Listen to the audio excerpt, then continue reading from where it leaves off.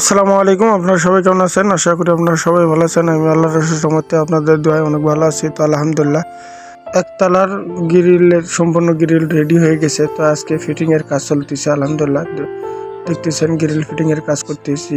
আর গ্রিলের ডিজাইনও মাশাআল্লাহ খুব সুন্দর হয়েছে।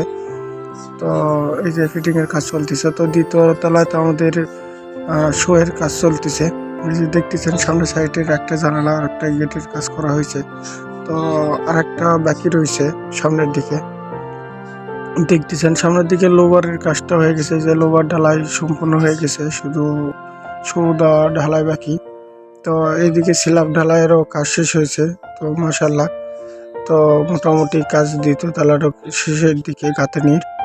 তো সবাই দোয়া করবেন আমাদের জন্য, যেন এই কাজটা ভালোভাবে সম্পন্ন করতে পারি। তো সবাই ভালো থাকবেন। আসসালামু আলাইকুম।